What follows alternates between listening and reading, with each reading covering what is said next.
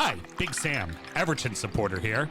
And as Jose always says, didn't bring to the game not just the basics of football, I believe the basics of life. Unless you win the McRib Cup, and then you have definitely won it life. You are listening to the DU Football Show. Hey, guys. I didn't fuck that up. Did I fuck that up? No. Did you fuck that up? No. I know who fucked it up. Let's start the show. Born in the land of Bowie, Maryland. Bred to be a fan of fucking Everton. Punch you in the eye and drink your rye. Sam Houston. Sam Houston? Arsenal fans have another Sam. AKA the fucking Gooner Graham. Snub of my lord. Look straight in shorts. Sam Graham, hey. Sam Graham. Fucking United!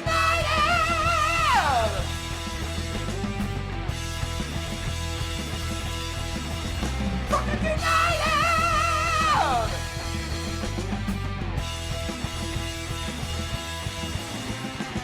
Hello and welcome to the Drunkard United Football Show, a completely biased, recap of our really shitty predictions, as told by two common American schmucks.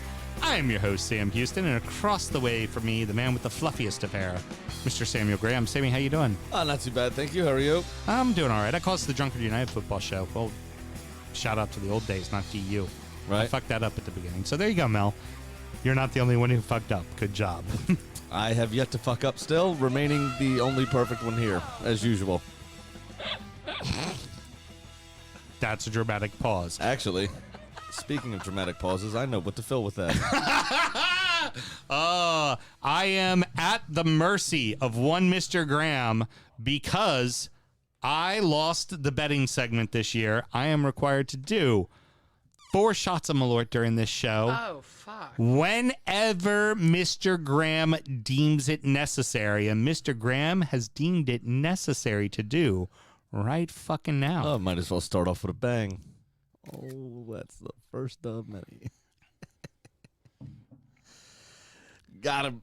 We're recording at the DU Public House just outside the nation's capital. You can check us out on all podcast platforms. Please be sure to rate, subscribe, review, and share with a footballing friend. Should you want to chat with us, there's many ways that you can. Mr. Graham, tell the good people how they can get in touch as the bile is coming up through my throat. Hit you back again. It is at DU Football Show on all the social medias and dufootballshow@gmail.com to get in touch via email. DM us. We check our DMs on Insta, on Twitter, on Facebook. We do all that stuff. So especially with Graham on Insta, just say, you up? Definitely do that. It's only if you like gaping. Or for me to gape, rather.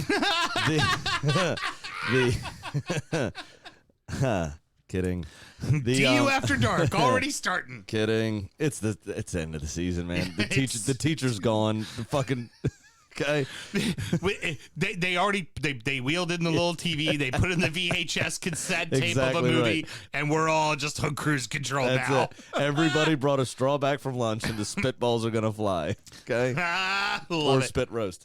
You get in touch any of those kind of ways, of course, and we do check all that stuff. There's also a closed Facebook group, which is where most of the banter happens. That is Drunkard United FC on Facebook, which tends to be a lot of fun. Which was fucking On fire this weekend. Yeah, it was on fire this weekend. Give it up to Taylor. Was great. As we have been jokingly calling the Europa Conference League tournament the McRib Cup, right? Yeah. What did Taylor throw out there? The old McDouble for Liverpool of just the FA Cup and League Cup. He called me very excited right after the match was over. He's like, "Can I call it the McDouble? Can I call it the McDouble?" I was like, and I lifted up my ball sack and looked underneath. I said, "Why, yes, Taylor, you can." As I speak to him naturally because that's where he lives, under my tain, right? Right? Yeah. No, of course. Mel, how many people are watching the live video right now?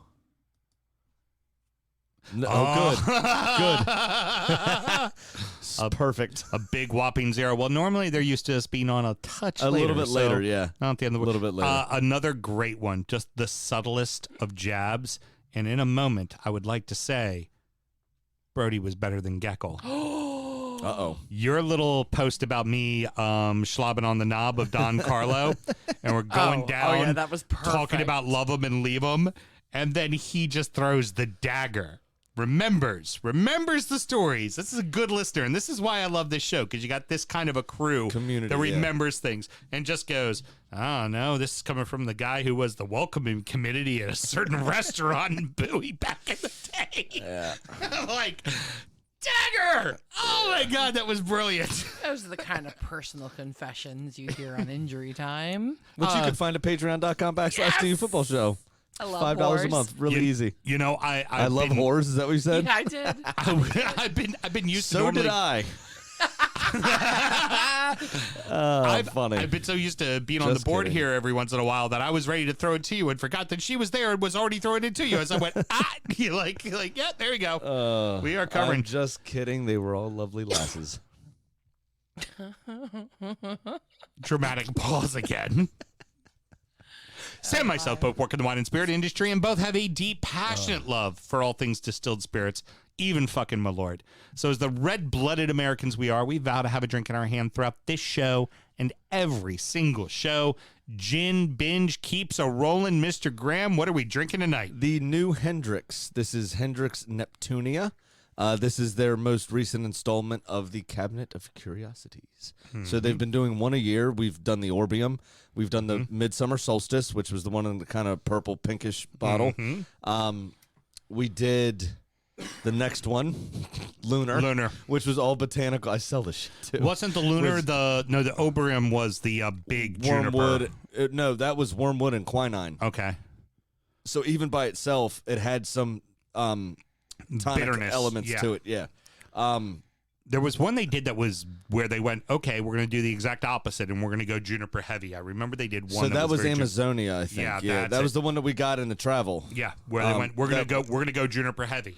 That was not released in the Curiosities. well, that was not released in the general world. That was for travel market. Oh, very cool. Okay. Yeah. So this and that Lunar was botanicals that all bloomed at night. This is Neptunia. This is all botanicals that grow by or in the sea. Oh, fun. With this one. So there is a little bit of salinity to it, which I do enjoy. But it says Hendrix Neptunia is a limited release that captures the magic of the sea. In a gin. Oh. Master. Go ahead. Oh, fuck. We just got a visit from the old biggers. Yeah, Biggie hit the Big B hit the old door there. Master distiller Miss Leslie Gracie. Creation is as refreshing as her muse, the mighty waves that lash the Ayrshire coast. Infused with an exquisite blend of coastal botanicals and with a remarkable smooth citrus finish, it is sublime with tonic and a slice of cucumber, or perhaps you could do a Neptunia fizz, if you were wondering. That is 1 part Hendrix Neptunia, half part fresh lime, half part simple syrup, soda water, and 3 slices of cucumber. This one is 86.8 proof, so a little bit down from regular Hendrix's 88. But I think it's fucking delicious. Typical $35.99 to $39.99. You're so these line extension stuff that they've been doing one a year is a little bit more expensive than regular, but they are available case one every day. Okay. So you're looking more along the lines of $39.99 to $43.99 kind of range. Fair enough. So I tried this on its own back when I was making the G&Ts, and it definitely had a big citrus element. You mix this with tonic, the quinine of the tonic completely goes away. I would swear, honestly, that I was drinking a citrus vodka and soda. Yep. That is really what it is. So soft fucking and delicious. delicate. This is So refreshing. This is a gin I could get in trouble with Oh, on yeah, the back big time. porch. This bottle would be gone in no time. Did I ever tell you about when I was doing a Hendrix tasting at Gourmet Wine and Spirits in Eldersburg? I was doing a Hendrix tasting. A guy came. This is when I was trying to win the trip to Scotland. Guy came in and I was like, "Hey, how you doing? You want to try some gin?" And he was like, "Oh man, I'm allergic." I was like, "What? Nobody's allergic to gin. Like, what are you talking about?" He was like, "Yeah, man. Every time I drink gin, I break out in handcuffs." I was like, "That is one of the funniest things I've ever heard in my life." That is fantastic. Said I'm using that. That if is that's all right. fucking brilliant. Yeah, Mel, what do you think of the G&T? I like it. I'm okay with that. It's fine. So thank you for your insightfulness. I wasn't expecting him to throw it to me. I was writing down. Well, besides stuff. being Hills and Trees Mel and Ginger Bell, you're also known as G&T Mel. Yeah, it all goes together. It's all versions of the same menagerie.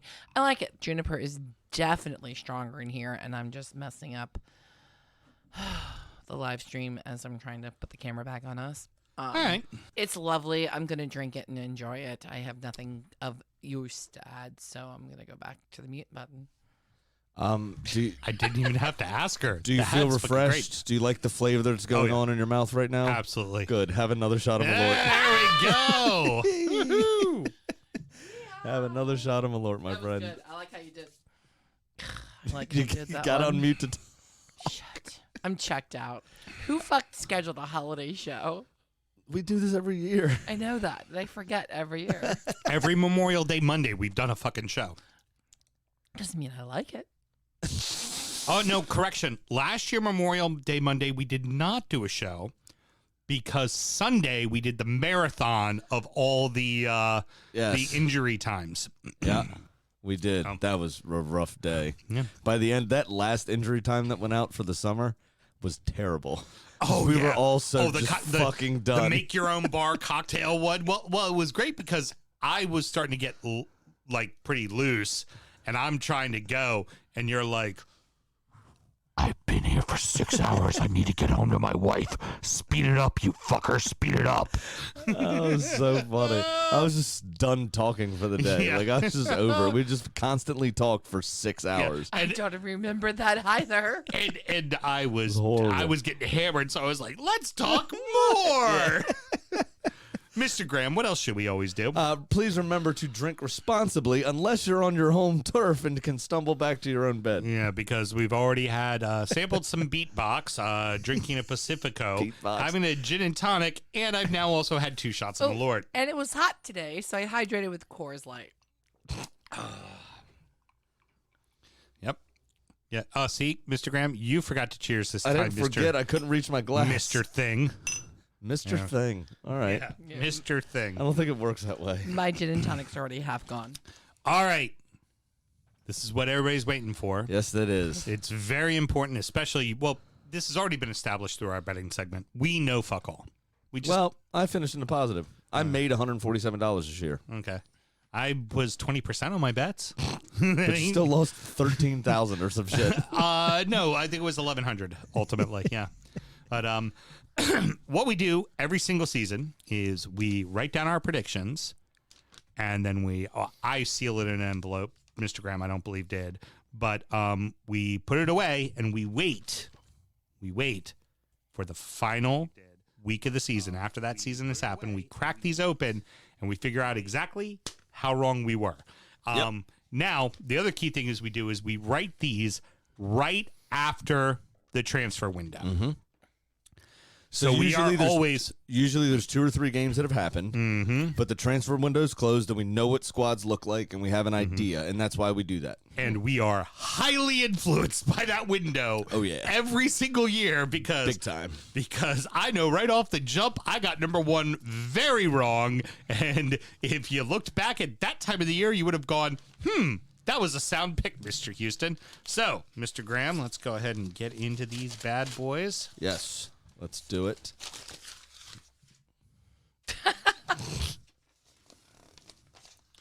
Got the documents here. The documents. There's fake news is everything else that's online right now. Look. Self-locking bulletproof doors. That's all we need, Mr. Graham. All righty. The meme that I saw that I thought was very poignant was, how do you want to arm teachers, but you can't even give them the supplies they need to do their job in the first place? Makes total fucking sense. Anyway. Oh, no, they'll arm them. They just got to pay for the gun themselves, and it's not tax deductible. It's not tax deductible. All right. There we go. We're going to be good now. We're going to be good. Sense. The key things we do is we go 1 through 20. We pick a goal scorer, a dark horse, the first coach fired, the FA Cup winner, and the League Cup winner. So, Mr. Graham, we're going to start with number 1, working our way down. Yep. Who did you think was going to win the league this year? I picked Chelsea. I thought Lukaku was going to come in and be a fucking boss, and he's not. Again, we were both highly influenced by the transfer window. I, too, picked Chelsea. Yep, and obviously it was Manchester City. Yep, absolutely. So that's a big old X there for me. Yep. Next up, second place, I got Man City. I had Liverpool. I did get this one correct. Wow. Okay, so you had City finish in third then. Well, I thought the disappointment of not getting Harry Kane and another season without a recognized center striker was going to hurt them. And I thought both Liverpool and Chelsea strengthened in the right areas, and City might fall away a bit. Mm-hmm. And I was very wrong. So you picked Liverpool. I picked City. Flip-flop. I picked Liverpool in third. You picked... I picked City, so I got that one wrong, obviously. All right, fourth place. Who do you got? Well, back to me, boys. And they failed twice in the last week of the season. I had Arsenal. Obviously, it was so close. Tottenham. I had, on paper, what was a team that should have been competing for a title. I had Manchester United. Nice. They got Ronaldo. You were like, okay, there you go. Team's going to be great, right? They're like, the only thing that was stopping them from winning a title wasn't them.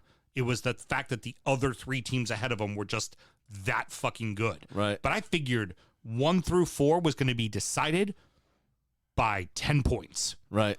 And it was by 30. 1 at the top and then 19. Yeah, that's the truth.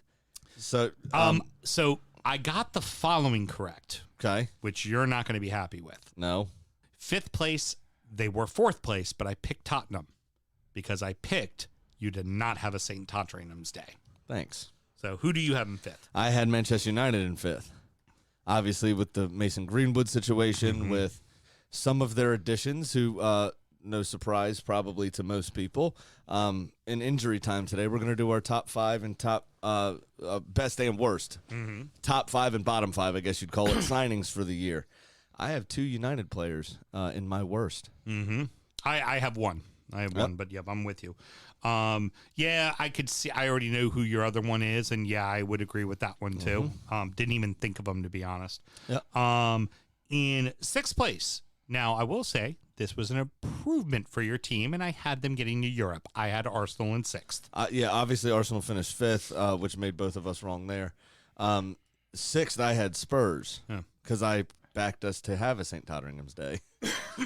Yeah, I was I knew I was bullish on the fact that you guys were going to be in Europe and you were going to be much improved. Right. Not necessarily improved in the way that, you know, the very rational human beings that are Arsenal supporters are, but I expected an improvement, which of course happened. What was nice though with my 4th place pick, we had 2 opportunities to seal that. Yeah, in the last 3 games of the season, and we didn't. Right. But either way, 4th or 5th was an improvement on where we were. All right, so we're going into our who finishes in 7th, and right now you've gotten how many right?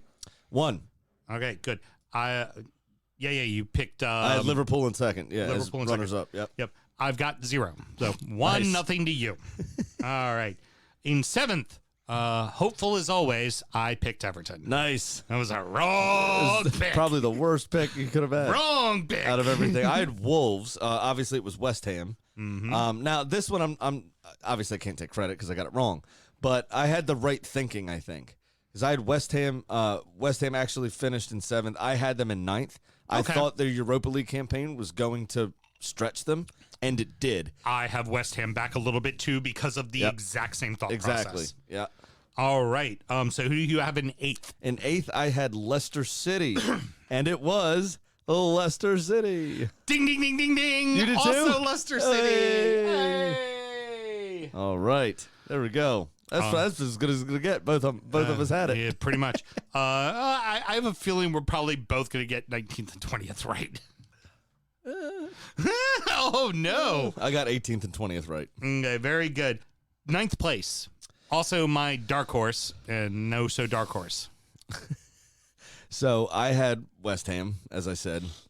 It was actually Brighton, who was my dark horse. All right. I had also team that was Claret in blue. Somebody's Villa who did not fucking finish in the top 10. Who did not fuck.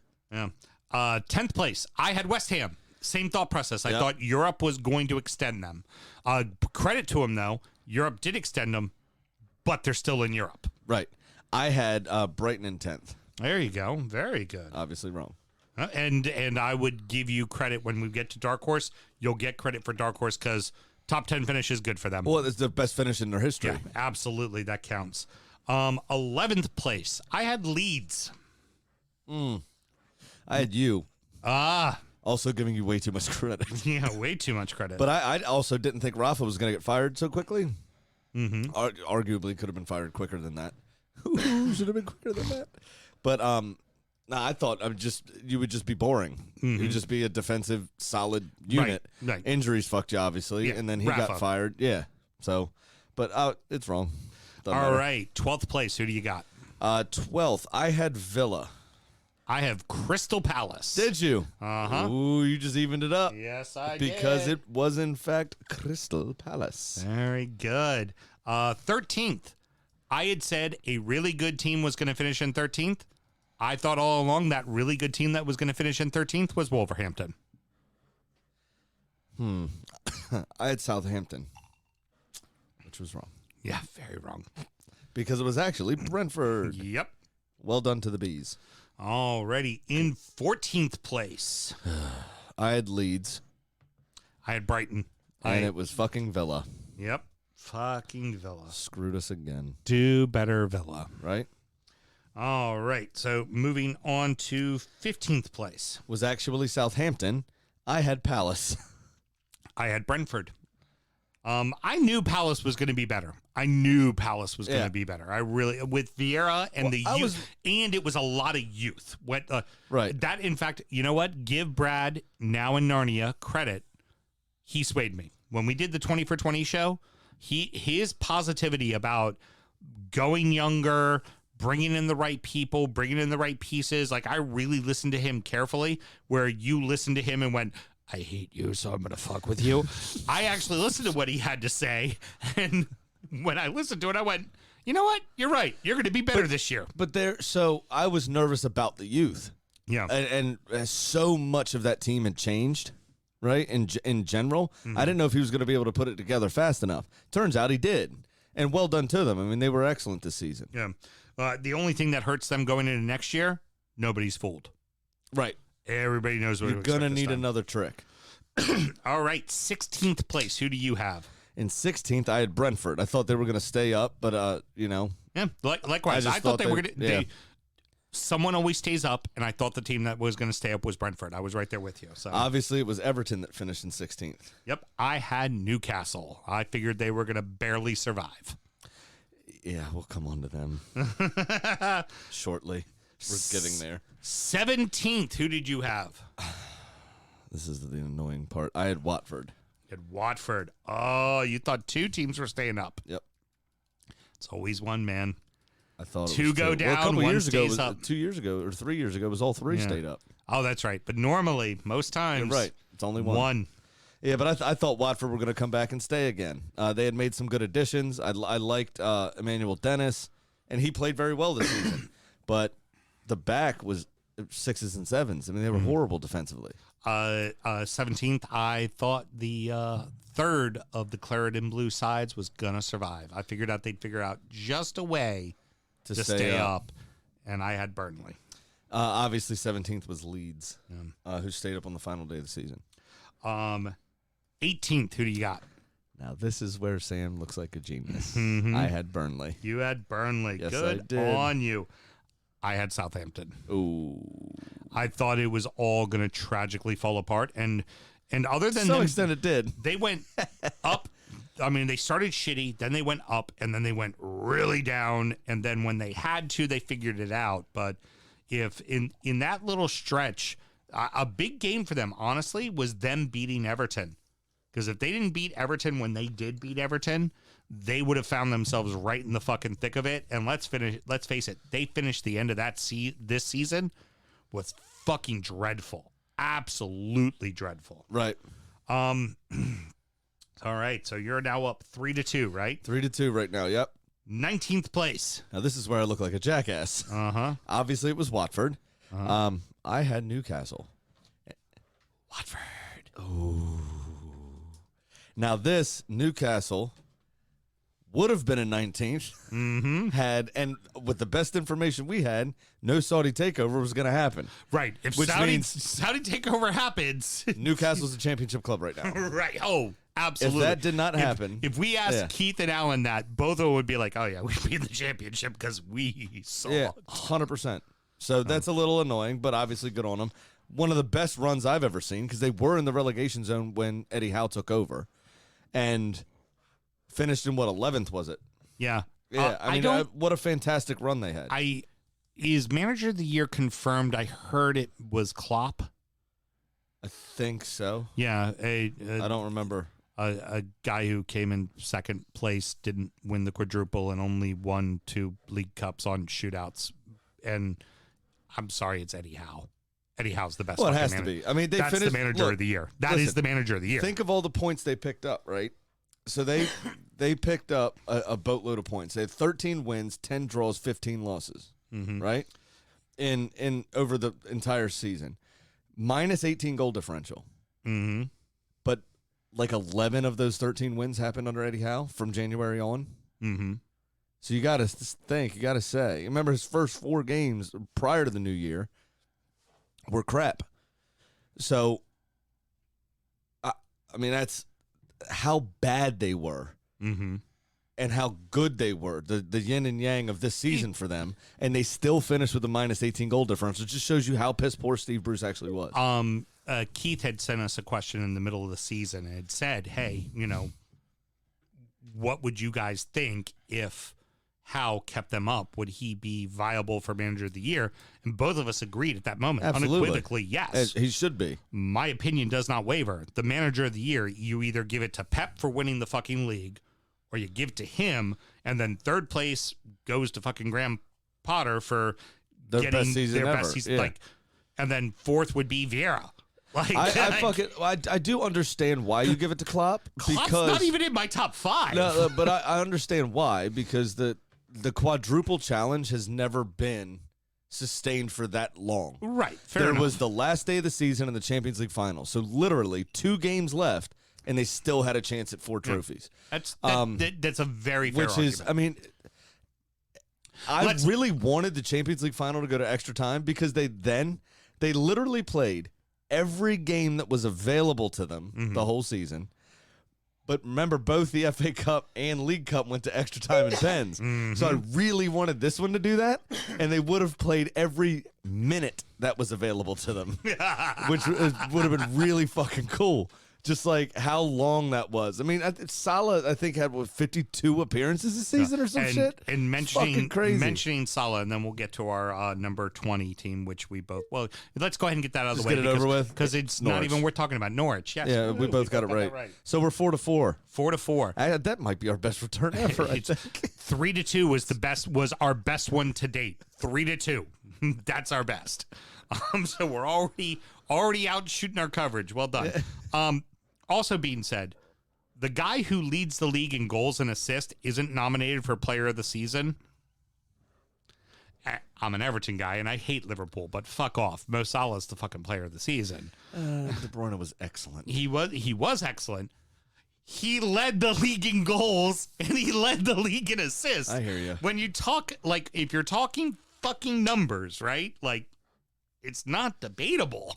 Yeah, but that's why I love soccer so much. That's why football is the best sport on the planet, because it's not just about the numbers. Mm-hmm. The hockey assist, as we like to call it, is super important. Yep. Without that pass, the person who receives the ball is not in a position to make the assist. True.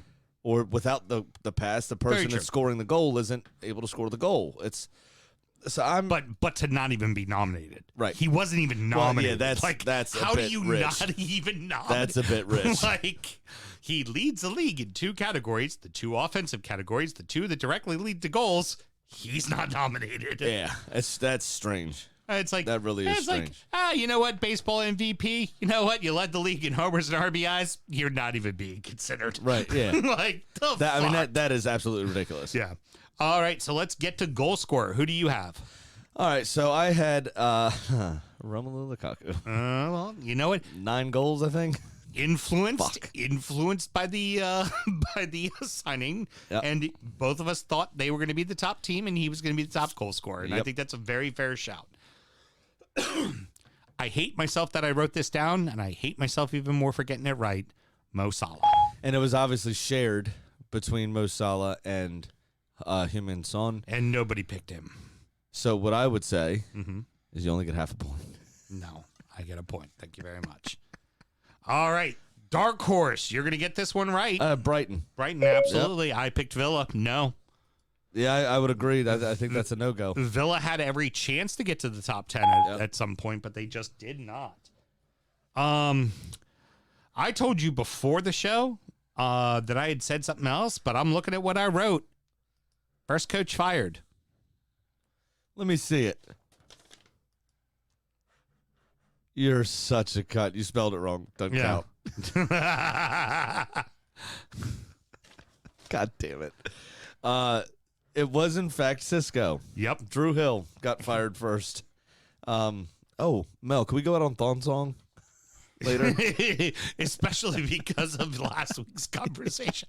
How's that writing project coming along? She got told that she couldn't do it. Oh, no! I was The going to... teacher pulled the list offline of famous people from Baltimore and didn't read it first. So 3 people got told they weren't allowed to... Fuck off, teacher. They weren't allowed to do the people that they chose. Do better. Yeah. Do better. Come on. What are you going to do? You know what? We try to back you as much as humanly possible because you get a raw deal. But this one, You're fucking up. you fuck it up. You fuck it up. Excuse me. That's funny. Because I was actually going to ask you to bring that for an injury time and just read her report. Just, He made the song about thongs. it would be great. So first manager sacked. You wrote Cisco. It was Yes. in fact Cisco. I had Steve Bruce, and it wasn't far off, No, not be far off. completely Not honest. far off at all. but still wrong nonetheless. Excuse me. League Cup. League Cup, I had Man City. So did I. Yep. Obviously Because wrong. they win them all the time. Yep. That would have been 6 in a row had they done it. And normally, remember, I always write down Everton for both. I didn't this time because I was like, I'm going to be logical. Everton's not winning the League Cup. Right. Got it wrong. Instead, it was the team that does not care about the League Cup won the League Cup Doesn't care about the domestic cups. on penalties. Yeah. Who do you got for the FA Cup?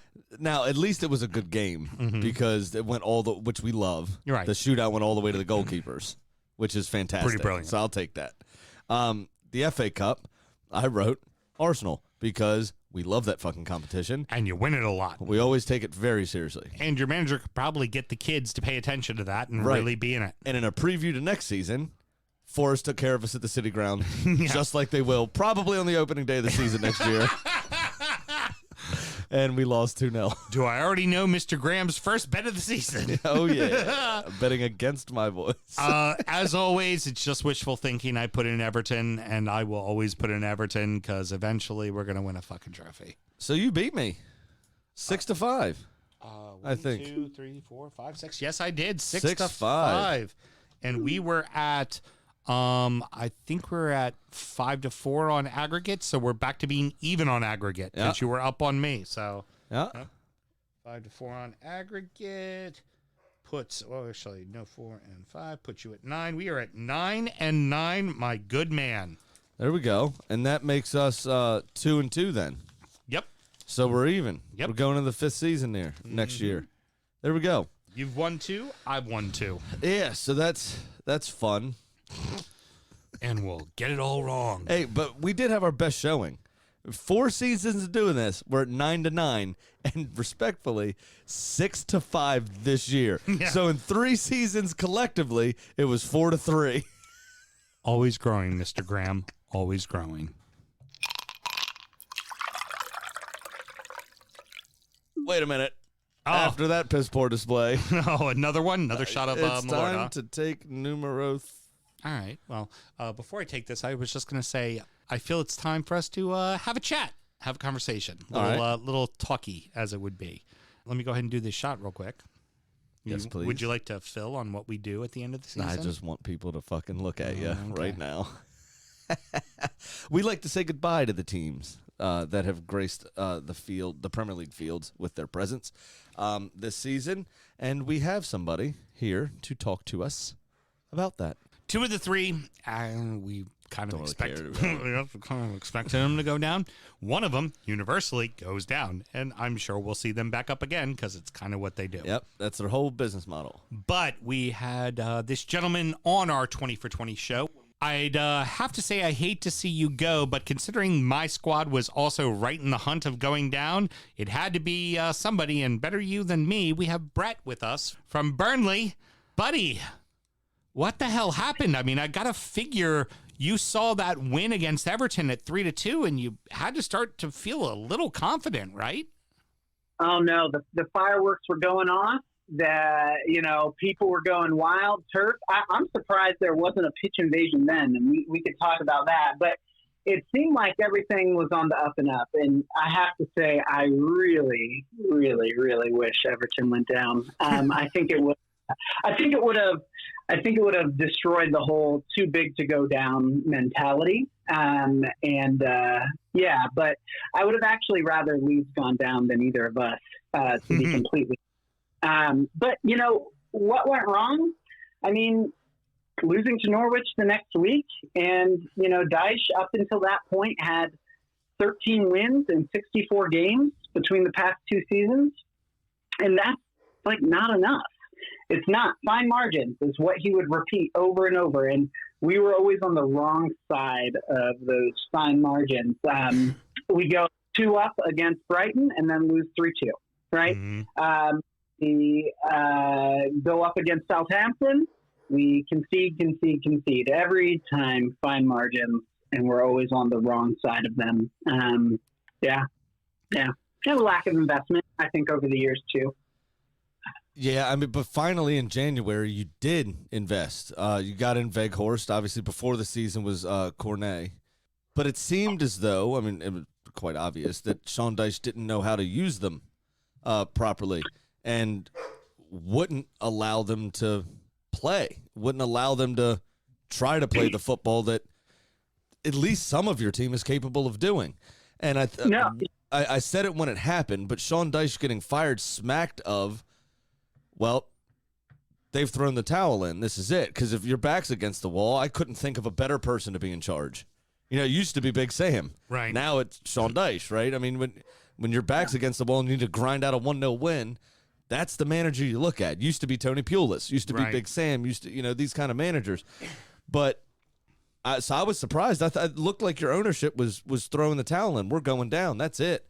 But Ben Mee, the combination of Mike Jackson and Ben Mee, were excellent. They took the shackles off. They allowed Burnley to play and gave them a fighting chance of staying up. So what was it with these signings, I guess is my question, that Sean Dyche couldn't utilize properly? I think you hit the nail on the head. When you ask questions of like why Weghorst wasn't performing, Cornet, he was literally placed all over the pitch. He's never really played as a number 9. He's being put in as a number 9 because he can score goals, but he's not your traditional number 9 like Chris Wood and things like that. And that's a whole nother thing, that whole sale. But Weghorst scored 99% of his goals in the Bundesliga. Number 2, only behind Lewandowski, right? So this guy can cook. Right. Where were all of his shots from? Within like 9 yards, 6 yards out, right? And they were all at his feet. He doesn't play head the ball into the net, right? But that's Dyche, and it's kind of dinosaur football. Cornet, beautiful, beautiful pieces of skill, right? Buendia took him down, Aston Villa, right? Buendia took him down with a little quick touch. I think Cornet would have gotten taken off if Dyche was still coaching him. Why are you doing that fancy stuff in the box? Get it back out so they can win again. Right. So I think it's a rigidness. I don't think he used players from the continent often. I don't think he used flair players. That's why you have like a person like Matej Vidra, who was like one of the most brilliant championship strikers ever. We bought for like 15 million quid, did barely anything in the Prem. Yeah. Why? Because he's not a target. he's not a target guy like Barnes and Wood were. Right. Yeah, so it's rigidness. It's complete rigidness. And if you listen to the entire team after Dyche was sacked, what were their words over and over and over? We're playing with freedom. Yeah. And the freedom came a little too late. Absolutely. I mean, that was evident to see. Where I knew it was really going wrong wasn't, all of the bad results, those fine margins you found yourself on the other side of the coin for the first time in the last 5-6 years. When I knew it was going bad is when everybody pointed to Sean Dyche walking outside in the snow with no goddamn coat on. That's when I knew. It was taking a turn for the worse in Burnley.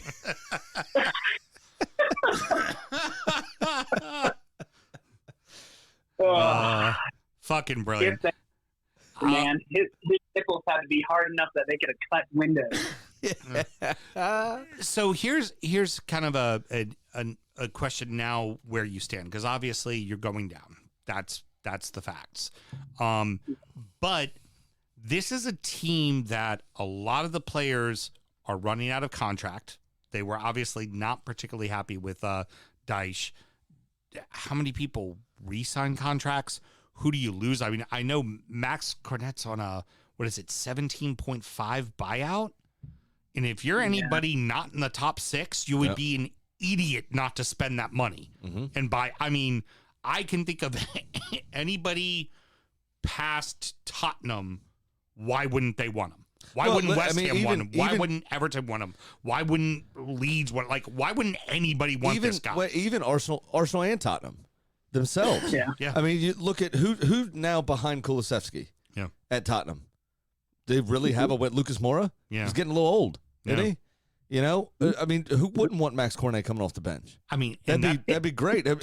Nicola Pepe is rumored to be moving on. Who's the backup for Bukayo Saka now? That price is cheap. You know what I mean? Really right. So cheap. I wouldn't mind Max Cornet coming off the bench to if Saka gets hurt or we need a change. So to direct a question more towards you in this regards, and I'll let you run with it, Brett, is who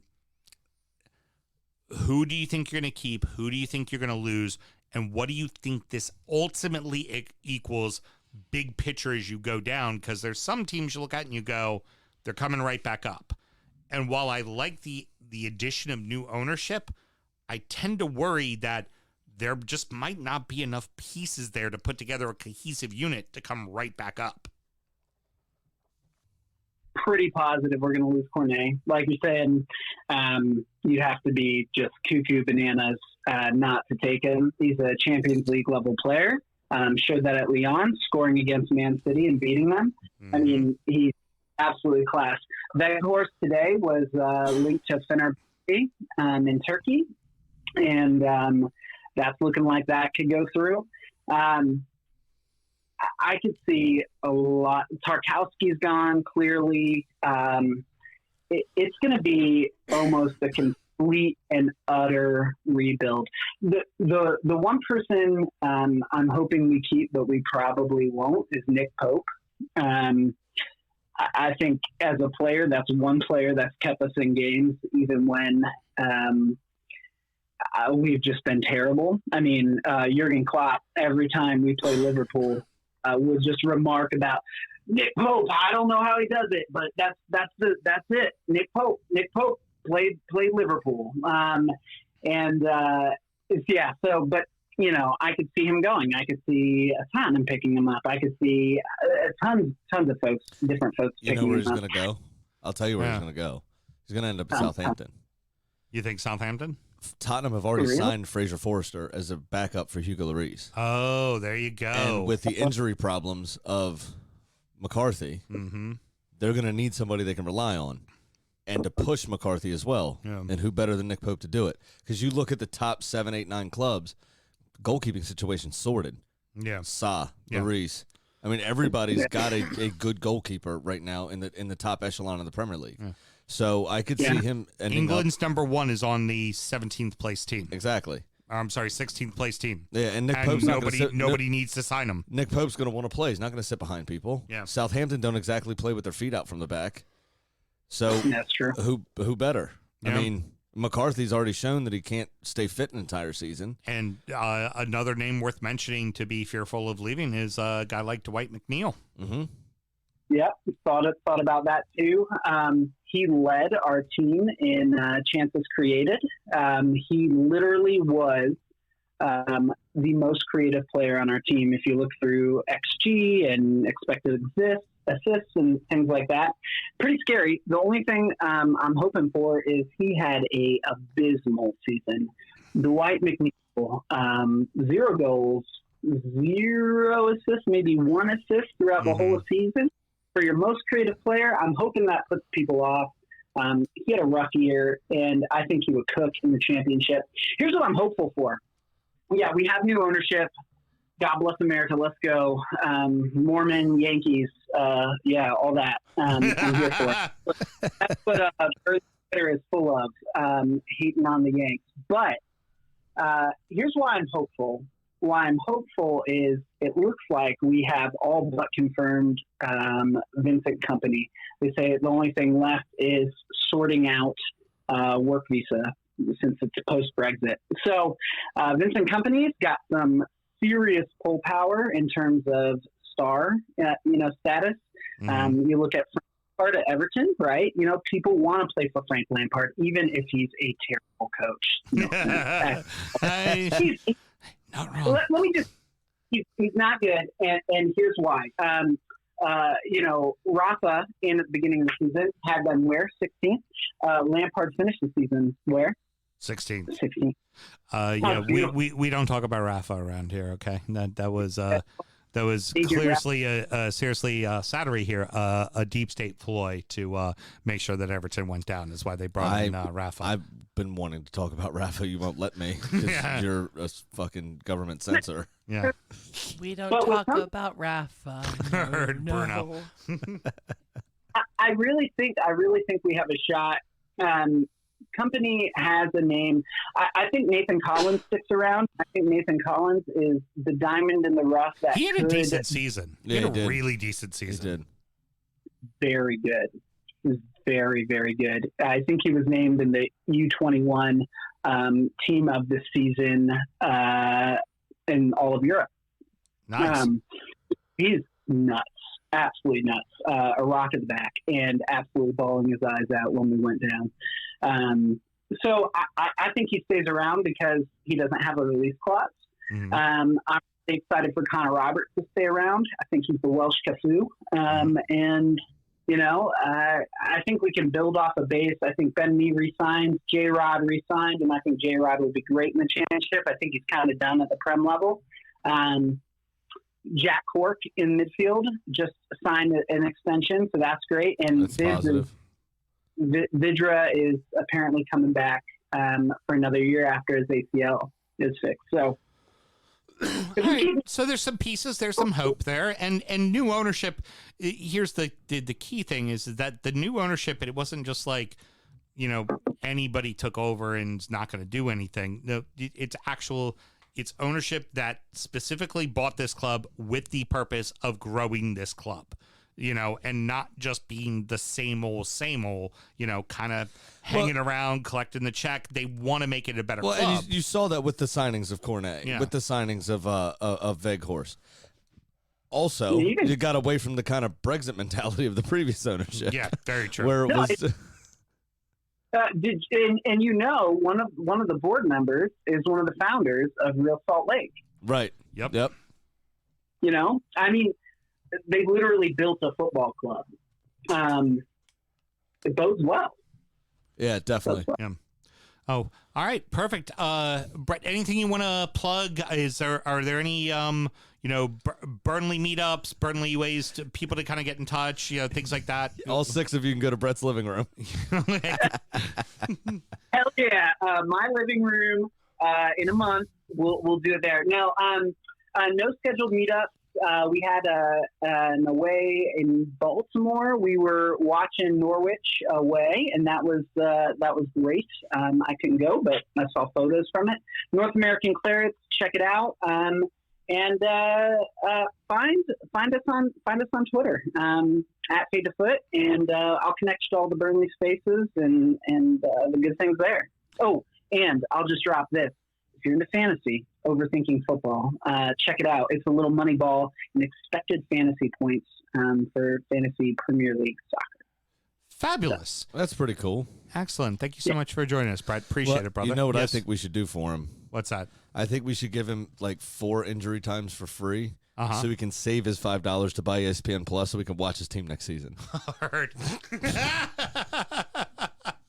You get a month of ESPN Plus on us. Very good. Again, Brett, thank you for taking the time, man. I appreciate it. I know it's not the funnest thing to talk about your sides, going down and stuff like that. I know I would have hated to have to sit here and reminisce about that today. So appreciate you being a good sport and talking about the club. Yeah, Cornet, the one that got away for sure, and what could have been. But yeah, thanks for having me. All right, man. Thank you very much. Yeah, cheers. Championship Corner! I've fallen and I can't get up. Oh, no. I'm going to claim that we tied 6-6 because I think I said that Nottingham Forest were coming up. Well, I was bullish on Nottingham Forest winning as well. So thank you. Damn it. Congratulations, not Forest. You're back. You are back in the Premier League after a over 20-year absence. Huddersfield, I think, could feel hard done. Yeah, should have been 2 penalties in their favor. Absolutely. Yep. Absolutely positively. There should have been 2. 100%. John Moss in his final game fucked it big time. And it's a championship game, so there's no VAR. So you look back at the replays, you're like, oh, that would have been a penalty. No. There was VAR active. Oh, there was? And the second one wasn't even looked at. The first one was looked at and not overturned, which is absurd. Yeah. You know who wouldn't have got that wrong? Fucking Mike Dean. Okay? John Moss, I'm glad you're retiring, but Mike Dean should have been in charge to have one final game. The most expensive game in football needed to be officiated by the world's best referee, and just walking, talking, highlight reel. Yeah. It's the only referee you could say that about. Dino should have had this game, and I think it's an oversight by the FA. I do love the beauty of this game, right? The richest game in the world, everything around it. Typically, game shit. Oh, yeah. The game's almost always shit. It's like cup finals, just in general. Cup finals are normally crap because you want to win the cup, so they're cagey and can't really get a rhythm going. And I mean, very rarely do you see like a 5-2 cup final, unless it's City and Watford. But I think that was 7-0 actually. But my point, like, you just don't get that because they're playing so conservatively. Right. For any of you that are new to the show, we take June off, but when we come back in July, we actually do a getting to know you segment, and we do 3 different shows, and each one of those shows is spent with a supporter of the 3 teams that just got promoted. Yes. Fulham, I already know. I guess Jason and Brian have to have a fist fight to see who's going to do it. I was personally thinking we do a Zoom and have them both on. I say we fucking find somebody in Fulham in the north. Personally. Oh, well, Brian is in the north and Jason's in the south. All right, let's go Fulham in the west. Fulham in the west. 5th. Yeah. Phew.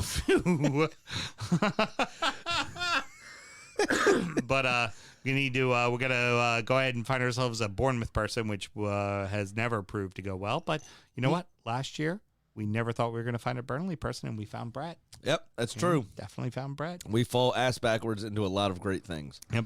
And Nottingham Forest, I look forward to definitely having somebody, because there's an even bigger story about them this season, but I'd rather have a Nottingham Forest talk about it than us. Just, it's cool. They got there. They won it. They got promotion. But how that season started is a completely different thing. Oh, yeah, big time. And I would love... I mean, they not odds on, but they were like one of the favorites to be in the bottom half of the table, if not relegated. Yeah, and I can't wait to listen to them, to listen to a fan talk about that. So, Mel, do we have any questions from the live feed tonight other than Tim talking about how poorly your performance was? Yeah. Hey, you know what? Leave me alone, y'all. Tim said, I can hear you. At least brilliant. you won't. Tim says, at least you won't have to worry about Peacock. All your games will be on ESPN Plus. Yeah, that's for Brett. That's for Brett, yeah. Yeah, which, by the way, my ESPN Plus feed the entire time during the championship, reloading, spinning wheel the entire fucking course. time. I mean, but if we really want to talk about Tim's honest feelings, Uh-huh. it was good riddance, Burnley, masquerading as a Premier League team for far too long. Damn. I I was bored of him, Yeah. Burnley. I'm It got better when Sean Dice got fired. Yeah, I'm not disagreeing with you in that regards. No, I'm not at all. It was, and honestly, I mean, I have no qualms really with Burnley Football Club. It was Sean Dyche. Yeah. It was boring. I was sick of it. Yeah. It was a cool story the season they went to the Europa League. The like Burnley all that, bingo, you got Burnley was a bit, Absolutely, but it was also now it's tiresome. Yeah. Does this mean we have to retire the "You've been Burnleyed" Probably. T-shirt, or should Well, I change it maybe. to "Burnley got Burnleyed"? Well, we got to see how they do, what happens on their way back up. By the way, everybody, quick shout out. This is only for Everton club members that you can do this, but our boy Timmy is actually been nominated to be part of the fan crew that actually makes decisions with the board, like fan representatives, and Tim has been one of the nominees. So Tim in Australia, Tim? yeah, That's Timmy, yeah, Timmy. Yeah, That's listening to us pre-work right now? Yeah, right right now. So, He's enjoying the live production. but if Probably has some shrimp on the barbie. he's I know he's an stop doing American, that for shit. fuck's sake. I'm joking. God damn it. I just wanted to say shrimp on the Barbie. But for anybody that happens to be a member, such as myself, I have already voted for Tim. But if you're an official international member for Everton, make your voice heard. Timmy's one of our boys, man, and he has created a fan club base in the Pacific Northwest that he still runs today, while also helping create the fan base in Australia, particularly in Western Australia. He's done a great job. I see him setting up meetups and all that fun kind of stuff. And for me, if you're going to have someone that's a supporter that's on that kind of a committee, this is exactly the guy I fucking want. Yeah, 100%. Graham, Tim has a very important correction for you. Okay. Prawns. They eat prawns. That's right. They do eat prawns. Head on shrimp. Head on. And if you were in Scotland, it would be langoustines. What was that, Scott? Did you have that woman repeat 15 times? Lasheg. Lasheg. Lasheg. Lediag. Lasheg. You know what I got into it with a store the other day about? What's the owner of a store. I asked him, something happened. I don't remember what happened, how we got on the topic, but I said there's always one person that a heterosexual person would go gay for. Right. Mine is Sean Connery. There you go. 100%, end of story. And then he was like, no, there's no way. Not everybody does that. And I was like, hey, you, a female employee. I was like, who is it? And she was like, kind of like Lindsay Lohan, to be honest. And I was like, fucking told you. Like, there's always one. Always I one. could listen to Sean Connery talk well, not anymore, obviously. It's a- R.I.P. But It's a great jacket trip. Do they make them in men's sizes? yes. I imagine him and Norm Macdonald are doing that back and forth. Then the day is mine. Love it. Absolutely love it. Below me. I go for a prawn now. Actually. My little prawn standing at attention. All right. That's going to wrap it up, boys and girls. Sammy, any parting words? Yes, I do have parting words. And for these parting words, I'm going to need you to toast a country and an organization. Yeah, not a very good week for France. No. Not a good week. Bad weekend. Really bad weekend. Here's your bad weekend. final shot, Malort. Why didn't they listen to our show? They would have listened to our Pitch Invasion show last week. They would have learned so much, and they would have known what to not do. Yeah, so France, UEFA, and specifically also Saint-Étienne supporters. Saint-Étienne was relegated. Their supporters stormed the field. Usually, Pitch invasion is reserved, for celebrations. This one was an angry mob, literally, throwing flares down the tunnel, trying to attack their own players. Shooting them down the tunnel. You could see them going It was down the... horrible. I mean, that's some pissed off fans. Horrible. That's terrible. Absolutely deplorable scenes at Saint Etienne, and that is absolutely fucking ridiculous. I cannot believe that happened. I've never seen anything like that happen. That is absurd. Attacking your own players because they got relegated. I get the passion, I get the disappointment, I get all that kind of stuff. Good news, stewards in the video, stewards on the scene immediately surrounded the visiting area, team. yeah. The visiting team and got them the fuck off the pitch because they were all celebrating in the corner that they had just fucking won promotion. You could see the Saint Etienne players sprinting down the tunnel. Oh, yeah. They saw the wave of people come on and they ran right off the pitch. Also is not safe. Yeah. They're wearing metal studs. They get into that concrete floor walking out. Bet you at least 4 players fell over. Yeah. As soon as they hit that walkway. It's absolutely absurd to attack your own players. And then for the French government, the French police who pepper sprayed children. Now, in the video I saw, 2 cops did come help the child quickly. Should have never fucking happened in the first place. No, and that wasn't the first or only child. No. Before you get to that one, I just want to say with the Saint Etienne, I did enjoy watching all of them come running very aggressively, shooting the flares and everything. And then those cops suddenly had pepper spray, and you saw the entire crowd going this way, and then just went, right? Almost like a cartoon. Like a whole line just turned and went the other way and just watched them run in the other direction. It's like a cartoon. That's funny. I was like, look at, you're being, somebody's called you out on your bullshit. That's how you're doing now. And but you know what else? Actually, you know what's nice about the French using the pepper spray really quickly, jumping to that? It goes with a really good crepe moustache. No. Wow. Everyone says the French hate us, but they're trying to emulate us now, which is clearly. Imitation is the best form of flattery. Right? Yeah. Trying to find a silver lining. No. Okay? Well, let's go ahead and talk about pepper spraying children. Yeah.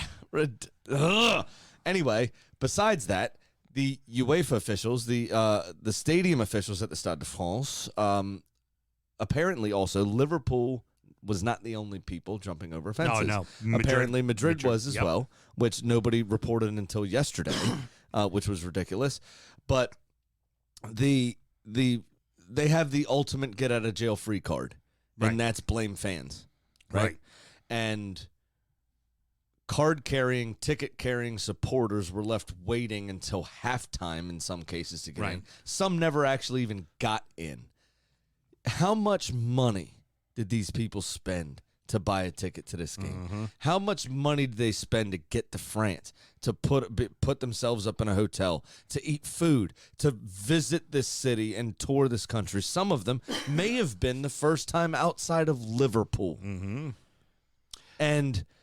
Or outside of Madrid, for that matter. And you bottleneck everyone. You make it an absolute fucking nightmare to get inside for what's supposed to be one of the happiest days of the year. Right. Something that you'll always remember. Right. And you get fucking pepper sprayed. Or even if you didn't, you're just standing outside with a perfectly legitimate ticket. Trying to get in, you can't. Yeah. I'd jump a fucking fence too. Yeah. I'd absolutely jump a fucking fence. I'd headbutt a police officer, and I don't condone that, but I would, and I'd fucking get in there. It's absolutely fucking absurd that this happens this way, and it's all to do with UEFA because they don't want to pay the money to hire proper people to secure the venue, to get checkpoints in place. You're supposed to 900 yards, I think I heard, is where your first check is supposed to be to avoid bottlenecks. Right. Right. And we all saw it. There was 3 fucking turnstiles. We saw the helicopter footage. Yep. Right. There was 3 turnstiles and 2,000 people waiting outside. And of them. I was there farming active Twitter feeds and sharing it in our closed group. Yeah. Like, here's what's going on. Drunkard Here's what United people FC are on seeing. Facebook again. Yeah. It's fucking absurd. Liverpool fans are the worst. Allow me to say that. Easy to blame the Liverpool fans. They're horrid. They are horrid. Wow. I know. Doesn't take much, does it? No. Jesus Christ. I know the reason when we won the league in 1986, the reason why we didn't get to go play in Europe in 1987 was because in 1986, Liverpool fans started a riot that had all of England banned from European play. Nice. This is who they are. They are embarrassed by they're ashamed of everything and embarrassed by nothing. Well, it's who they've always. They're the ones who leave fucking a wake of damage whenever they do anything, especially when they won the league in the city of Liverpool. All that being said, I looked at a video of a father and his child holding real tickets up, being pepper sprayed in the face. Mm-hmm. And I fucking hate Liverpool. And no one should be pepper sprayed in the face for holding up a ticket trying to get into a building that they've paid to get into.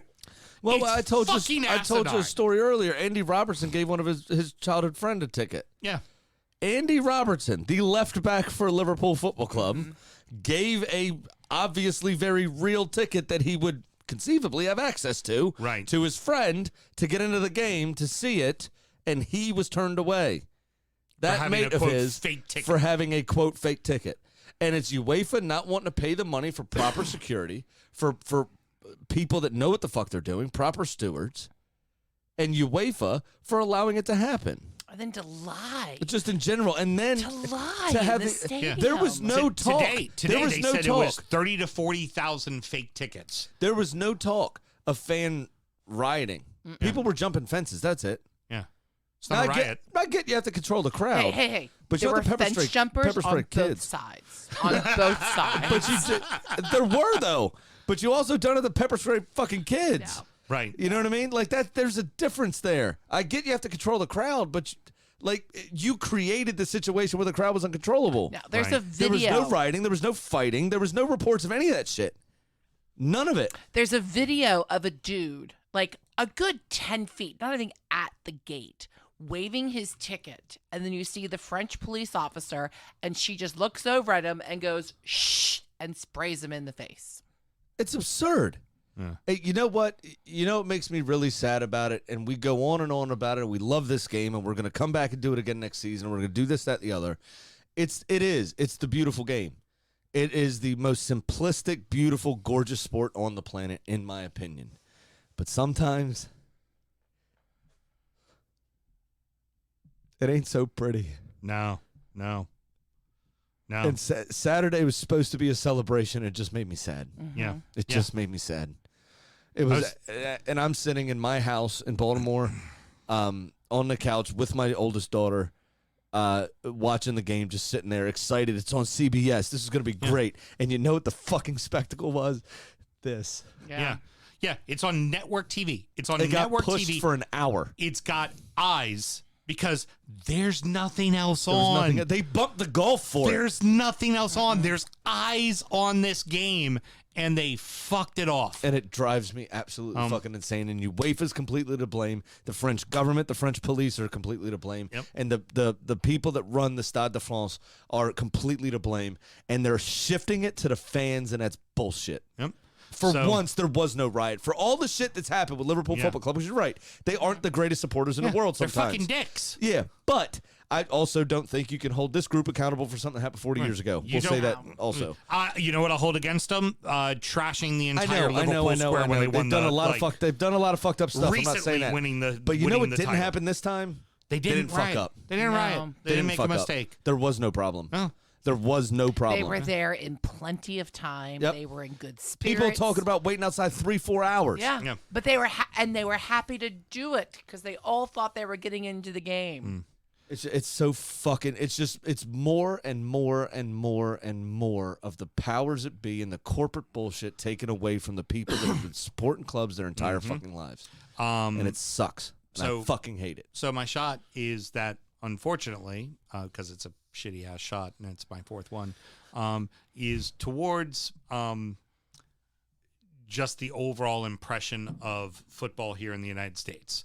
Is that game, unfortunately, put us in a scenario in which we now find ourselves still be considering orange slices at halftime and fucking, they flop and they roll around on the ground. Oh, and by the way, their fans are uncontrollable and they fucking riot all the time. And doesn't deserve it. It's not fair. That should have been two of the best clubs in the world playing a game of football. Yep.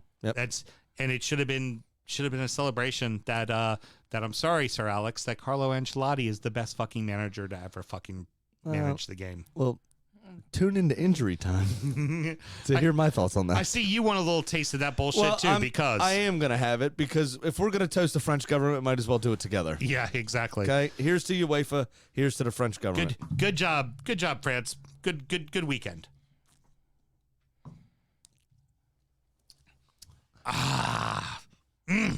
Rant over. Ooh, that fourth one went down a little harder than the other three. You know, my Villa Chicago club does this in celebration. That's a victory shot. I know. Well, because they're from Chicago and they're a little bit wrong. Yeah. That's one thing that we've never done whenever we go to visit your uncle is go hang out in Chicago. Mm-hmm. And I would love it because I'd go hang out in Chicago and people be like, oh, let me buy you a shot. Be like, it's my Lord. Yeah, I'll do it. Or just throw it back and be like, oh, yeah, I've had my Lord before. Oh, yeah, by the way. I could absolutely do it with a straight face and just stare at him and go, what else you got? Be like, I just look at him and go be like, got an old style chaser? Old style. Got an old style chaser there, fucker? Let's do this shit. I'd be like, where does Fiona live? Yeah. I could be Jimmy. That is definitely a conversation for injury time. Ooh, and how does one get to injury time, Well, Sammy? Patreon.com/DUFootballShow and sign up to that one huge, brilliant, beautiful $5 tier. It is fully policed. Stadium Authority is on it. All you have to do is pay your $5. You get right in. Not an issue. Excellent. It You get really is right a lot of fucking in. fun. And We have a good time. You're For- missing out on all the jokes. All the jokes. for music lovers, I'm in the Process. middle of the process. Very good. Thank you for the You're words. not quite in the middle yet. Yeah, I'm you in only the did process. 17 of them, you said. I did 12 of them. even I'm worse. actually doing Even further from the middle.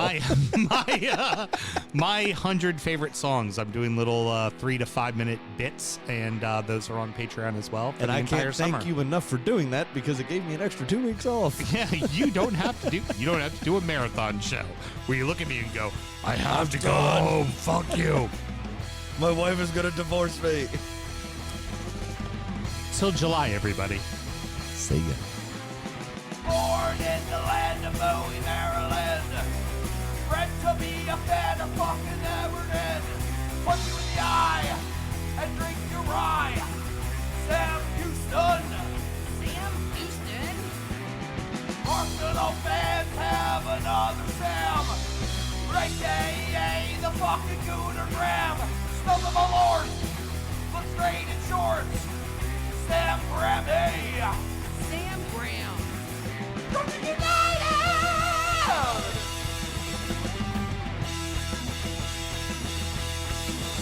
Brooklyn United!